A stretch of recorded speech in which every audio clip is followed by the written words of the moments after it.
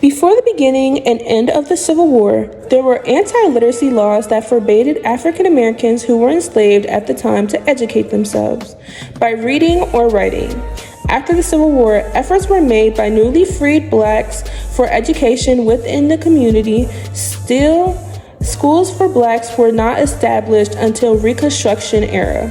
When public schools were open for black children, the public schools were poorly financed and ignored. Thanks to the National Association for the Advancement of Colored People and Oliver Brown, they pushed for fairness in the education system. American schools were legally desegregated in 1954 by the Supreme Court decision of Brown versus Board of Education, which turned into Plessy versus Ferguson and stated that separate educational facilities are inherently unequal. Groups of African American students, like the Little Rock Nine, began to enter all-white schools, which started the long process of desegregation in American public schools.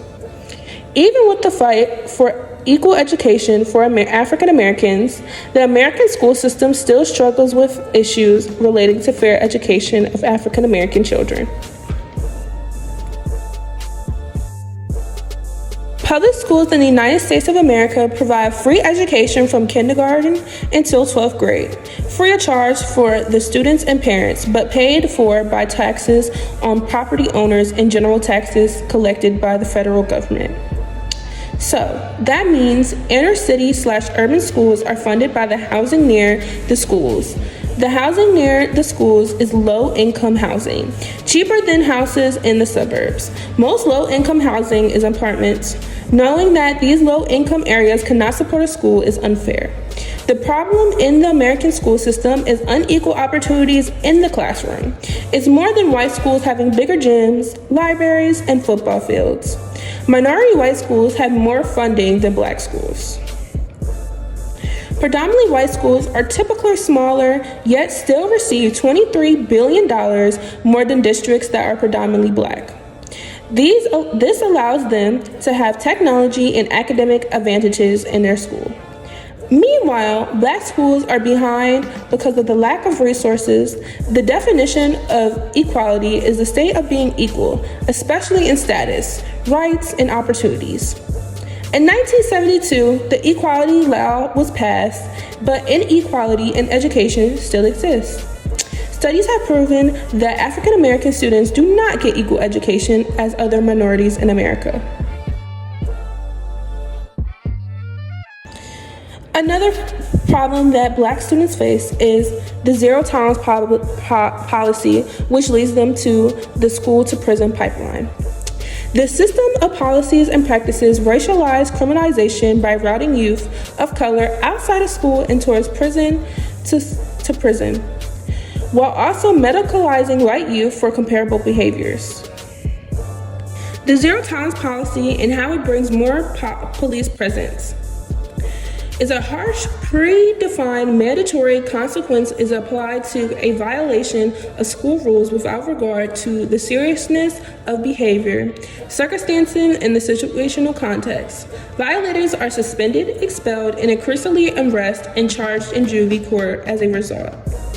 Zero tolerance policy increases police presence within the school with locker checks, security cameras, metal detectors, and person searches. Zero tolerance was adopted in a majority of poor and a majority of students of color in urban schools.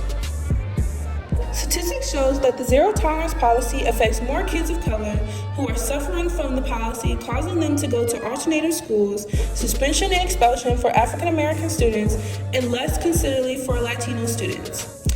Statistics state that African American children are 18% more likely to be suspended than white students over the zero tolerance policy.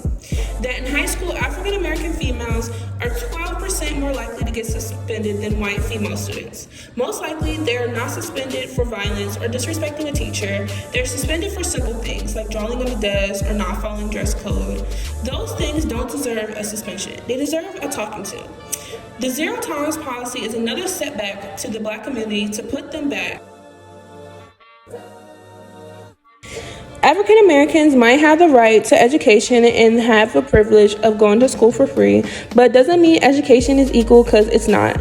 Low-income schools exist within a majority of Black students. The school system has been failing African Americans since 1870 and still is now.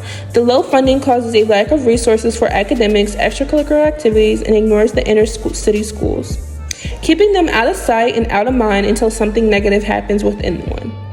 The school system was never made for African Americans to succeed. The history and statistics prove it. So my question is, how can we fix the school system, make it equal for all?